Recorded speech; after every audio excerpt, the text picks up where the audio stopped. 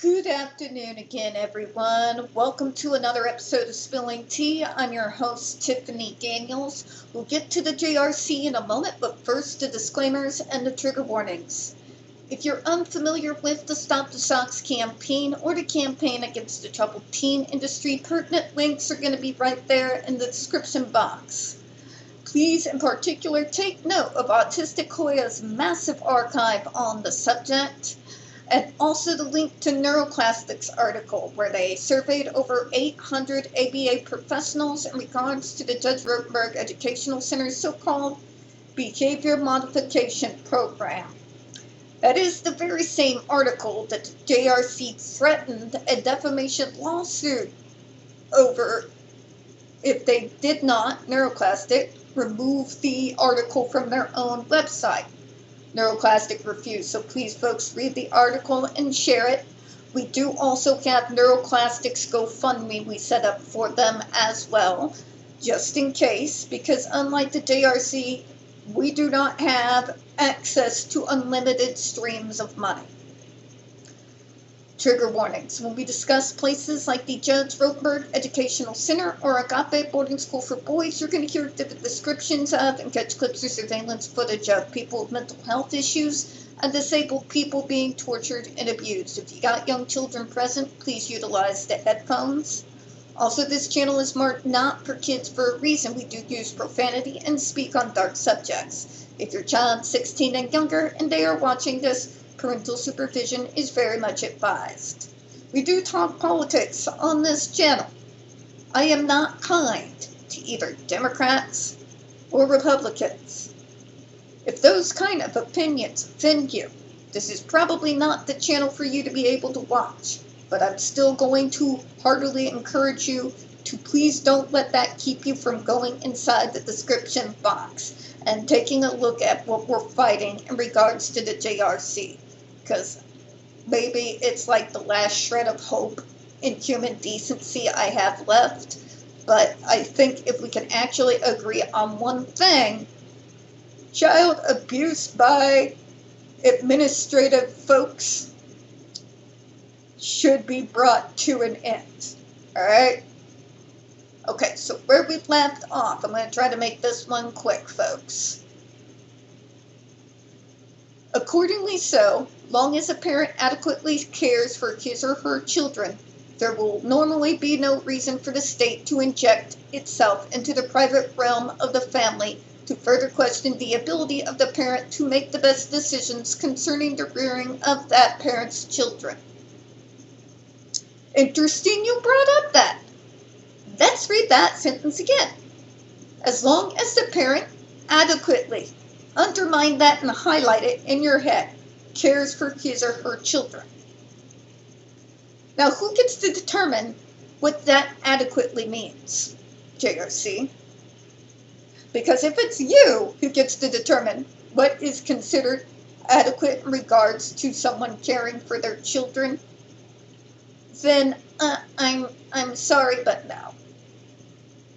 You have managed to get 6 kids, students of yours, very dead. You put one of your students into a catatonic coma that lasts 2 months. Multiple students have shown up in ERs with so many bruises and 2nd and 3rd degree burns that ER doctors have ordered you to take the kids off the device at least for 2 weeks so that their bodies were going to be able to heal themselves before you put back the human shock collar on them. Okay?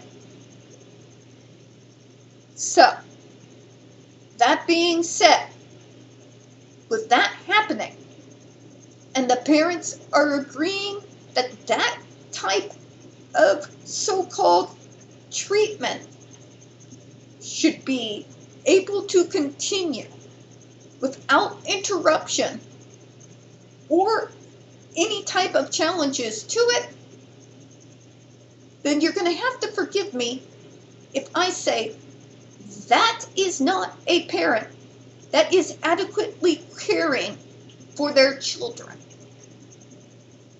Now, please don't throw, but the injuries, and they can lead to death. Nah, you think? I was one of those children, JRC. I am very, very well versed in regards to the risks of self-interest behavior and just how deadly they can be. You smearing my face in information that I know, not just from working in the field myself, but from lived experience, doesn't change the fact that what you do is abuse. Switching out one type of injury for another type of injury is not fixing anything. Again, as I've stated earlier, you're simply switching me abusing me to you abusing me. Either way, the abuse is still happening to me, which means nothing's actually getting better or fixed. But that they can learn and it's better quality of life. If that's going to be better quality of life, please put a bullet in my brain now. Okay? Because I would prefer a coffin over a human shock collar. If those were my options, human shock collar controlled by absolute monsters, or a bullet to the head, I'm going to choose a bullet to the head. If it's that, or juvenile detention, I would have gleefully took juvenile detention. That is not a joke.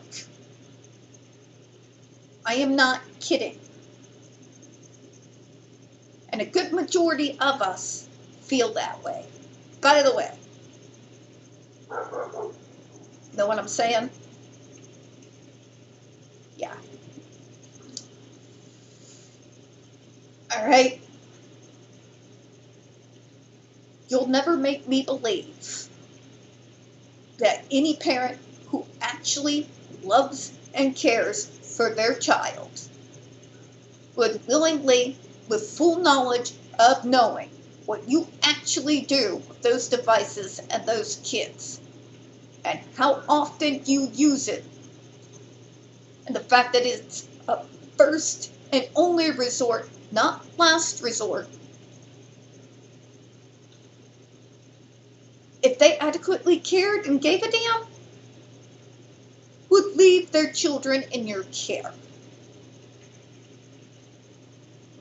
Like I said in the last video, there would not be a brick left if they had gotten a hold of me and did what they did to Andre McCullens to me.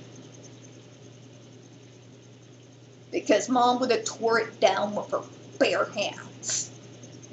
And then God help the site director, because God would be the only person who could. Okay? So, let me explain this again. If the parents' decisions regards to their kids' medical care or mental health care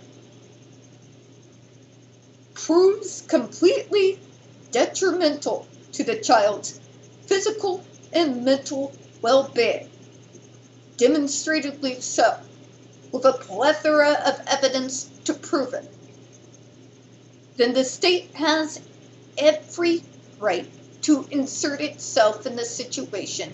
The federal government has every right, federal department has every right to insert themselves in that situation to advocate on the behalf of the child, because the child, though a minor, has rights too. They have a right to sane and appropriate medical care and health care. If what the parent is doing is the complete opposite to that, they have every right to step in. The parents' parental rights in regards to their kids' health care ends when their decisions begin to violate their children's civil and human rights. That has been the conclusion for decades now, ever since the explosion of lawsuits, Christian Science versus federal and state governments. Okay? So stop, but the parents said the parents should get what they want, the parents should get what they want. You sound ridiculous. There is an exception to every rule, and sometimes there's an exception to particular laws. If your rights are infringing on another person's rights, the injured party has a right to an advocate to work on their behalf to keep them safe. Okay? It's that simple. Parents do not get to override the laws just because they've drank Kool-Aid. It's simple as that. All right? But let me continue. Into the private realm of family to further question the ability of the parent to make the best decisions concerning the rearing of that parent's children. Those Christian Science lawsuits beg to differ, JRC. Those parents' decisions are violating their children's right to safe and sane medical care and health care, and the treatment programs that they are choosing represent a major and unreasonable risk of harm or injury. The state has a right to step in and advocate for the rights of the child. Okay? This is how we got here.